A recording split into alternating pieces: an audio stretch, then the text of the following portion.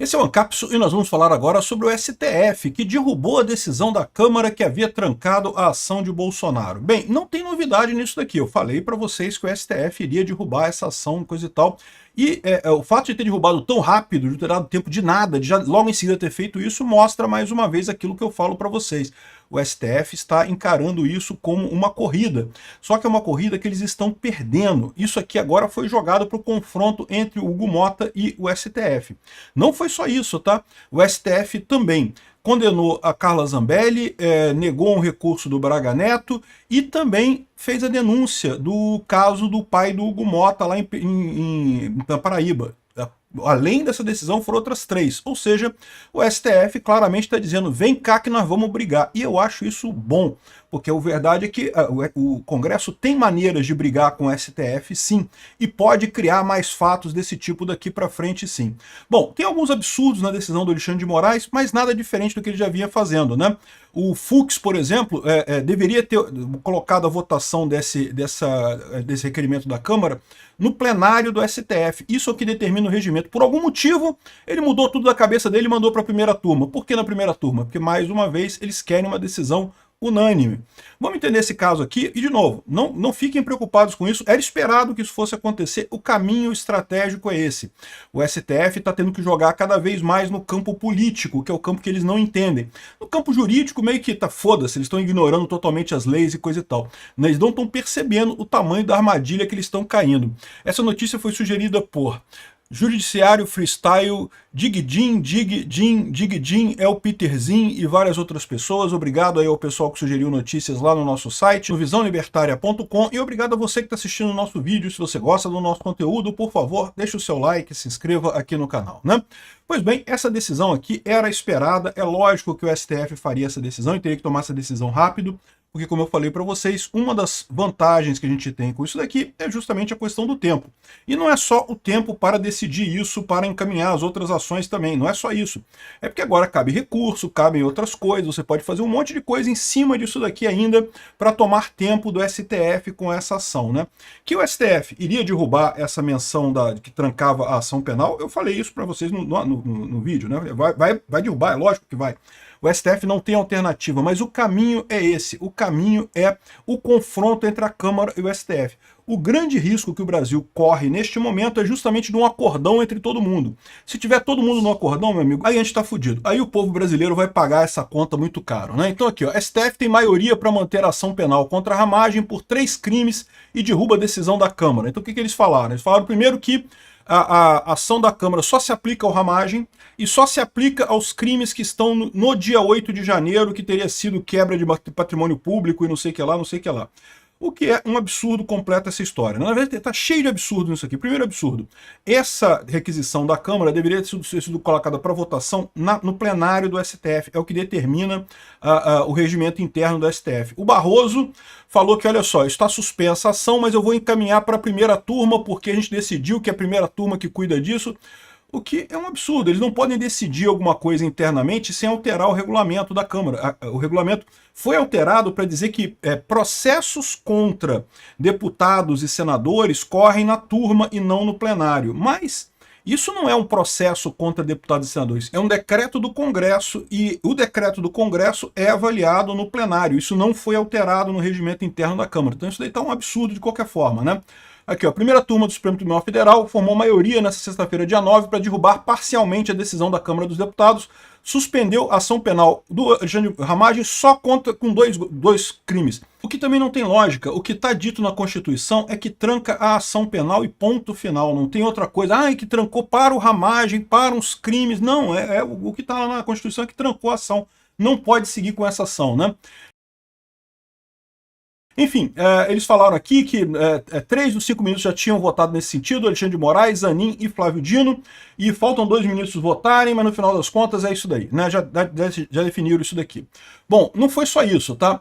A visão do pessoal da Câmara é que, além do voto ter sido um voto esperado, era esperado que isso acontecesse, mas foi um voto politicamente provocativo, é o que disse o Zucco, porque justamente mostrou que o STF quer responder, quer brigar com a Câmara.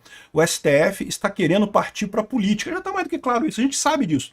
Mas a gente tem que forçar isso mesmo, que o STF vá cada vez mais para o lado político, porque é o lado em que eles têm menos controle das coisas. É o lado em que eles se queimam mais rápido, né? Aqui, ó, a decisão de Moraes não é apenas juridicamente abusiva, ela é politicamente provocativa e institucionalmente insustentável, né?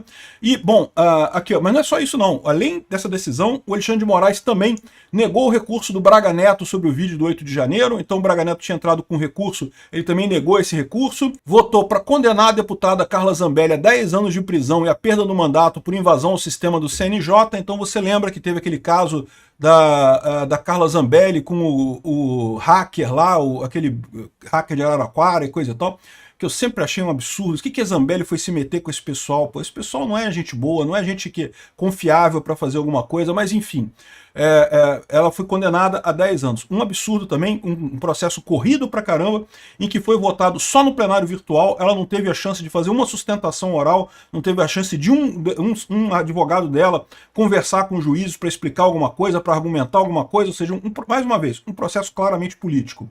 E foi feito hoje também. Por que foi feito hoje? De novo, o Alexandre de Moraes quer comprar briga com o Congresso, ele quer brigar com o Congresso. O que ele quer é a venezuelização. Vamos ver se o resto do STF vai topar, né? Não foi só isso não, aqui, ó. MPF denunciou 7 por fraude na obra da gestão do pai do Hugo Motta. Justo hoje, né? Olha que coincidência, cara. No dia que o Hugo Motta, em tese, peitou o STF, o Ministério Público Federal, que é o Paulo Gonet, né, que é a Procuradoria-Geral da República, denunciou 7 por fraude na obra lá do pai do Hugo Motta, lá no Paraíba. Dizendo, olha só, aí, o Hugo Motta, olha só, olha o problema, né? Ou seja, claramente o STF está partindo para o confronto com o Congresso. Eu acho que é isso daí mesmo, temos que partir para o confronto, não vai ter jeito. A saída disso daí vai ser o confronto político, né? É o que acha o André Marsiglia também aqui, ó. O André Marsiglia respondeu aqui, ó, analisei o voto do Alexandre de Moraes, deferindo parcialmente a suspensão da ação contra a ramagem, e tem uma série de problemas aqui, né? O Moraes entendeu pela leitura do artigo 53, parágrafo 3º, que pode suspender apenas crimes cometidos após a diplomação. A tentativa de golpe seria anterior, segundo ele está dizendo aqui, o que não faz sentido. Aqui, ó, a leitura do Moraes está errada. A nossa legislação pune a tentativa do golpe quando deixa de ser cogitação, ato preparatório e se iniciam os atos de execução. A execução, segundo o relatório lá da PF, teria sido no dia 8 de janeiro. É outra coisa que eu digo para vocês que não faz nenhum sentido esse relatório da PF. Por que o Bolsonaro faria execução, tentaria um golpe no dia 8 de janeiro? Se 8 dias antes ele tinha o controle das Forças Armadas inteiras, ele não precisava de nada, ele dava ordem para acontecer. Porque ele ia fazer um protesto, quebrar coisa no dia 8 de janeiro para forçar um golpe? Não tem nenhum sentido isso, né? Enfim, portanto, só isso teria acontecido depois da diplomação. Ou seja, tudo deveria ser suspenso no caso do Ramagem. Moraes também decidiu que a decisão da Câmara não tem efeito sobre os demais réus. Eu divirjo nesse ponto aqui do André Marsiglia, ele entende que esse ponto ele entendeu correto, pois a imunidade parlamentar é personalíssima e o artigo 53 existe exclusivamente para garantir o mandato do parlamentar.